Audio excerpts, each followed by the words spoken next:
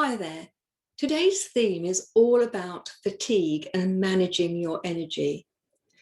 Many conditions have an element where fatigue is a problem.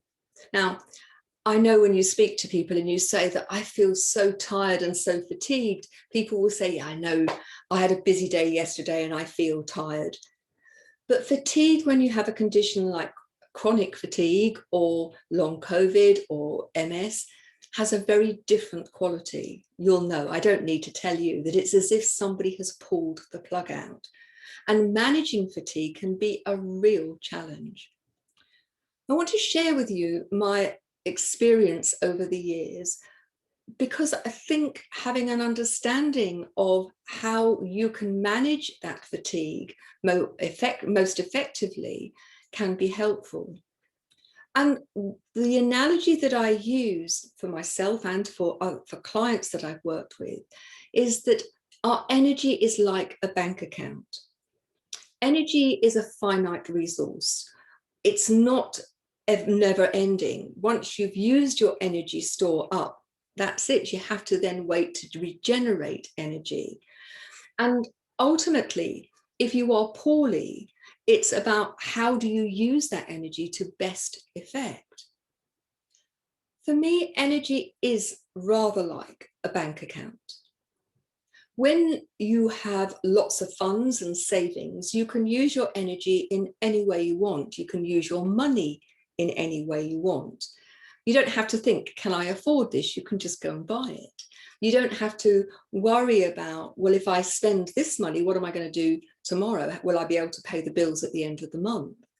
You can access great deals. You can buy in bulk and put things away so that when prices go up or there's a special deal that's on for a certain amount of time, that you can protect yourself from having to spend more money.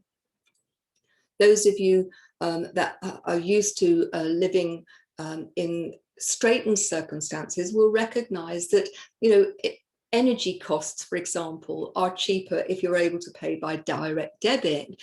If you're on an energy card, then you pay more per unit for your energy.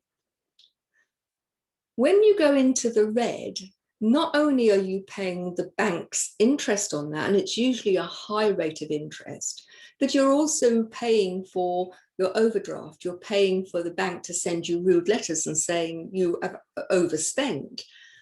And so in order to get back into the black, you've not only got to replace the money that you've spent, but also repay the interest and also the charges that go along with it.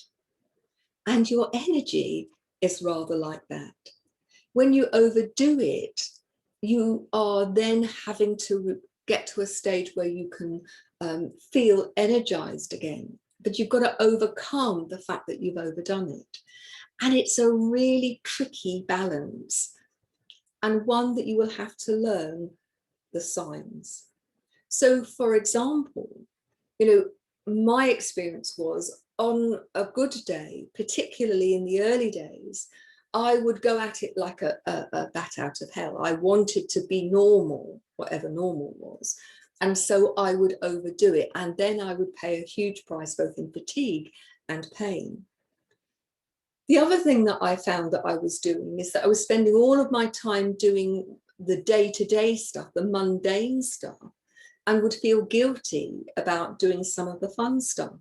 But of course, the day-to-day stuff doesn't fill your batteries up in quite the way that doing some of the fun stuff does. And so again, it's about having a balance. Now, there's another element, and that's other people's expectations of you. That, you look okay, so they expect you to do more. And they will not necessarily understand how your energy can be high or higher at one point and very quickly diminish. And that's one of the things of having these conditions, is how quickly you go through the energy store that you have and how long it takes you to recover. So doing anything when you are in the bank account red equivalent is what I call expensive energy. When you can get yourself into the black, you can be more flexible about how you're using your energy.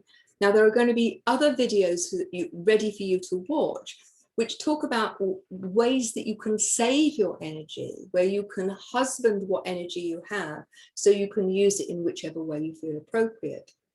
But what I would say to you is be aware. Start to be a journalist, if you like, in your own life. And the way a journalist works is that they notice the patterns. And if you are really mindful of it and you are aware, you will see that there are certain signs that mean I am now reaching the transition between being in the black and being in the red. I need to stop. I need to conserve my energy. I need to stop now, or I'm going to pay the price, the overdraft on my energy. Now, the signs are different for everybody. One of the signs for me was that I would start to get a bit of a headache, that I would go very pale, that I'd start to feel clammy. And for me, it was recognizing and stopping immediately, rather than doing what I did for quite a long time, if I'm honest, which is to try and push through, because that's what you do when you haven't got a health problem. You push through. You're feeling tired. Okay, I feel tired. I'll just finish this.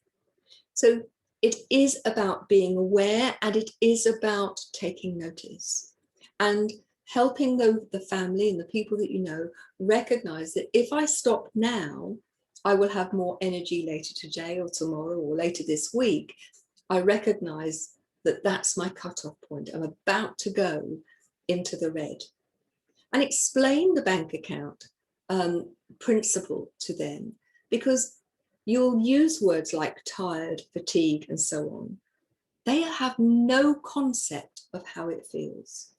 And so part of this is you need to educate yourself, and you need to educate other people. And there is a video about how you manage your own expectations and the expectations of others. So I'm going to leave it there. But start to consider your energy as your bank account and invest in making sure that you use that energy wisely. And I would really say to you, make sure that part of that is activities that fill you up, because doing something that you enjoy will fill up your batteries much more quickly than doing some of the mundane tasks. So thanks for listening, and I'll see you in the next video. Bye-bye now.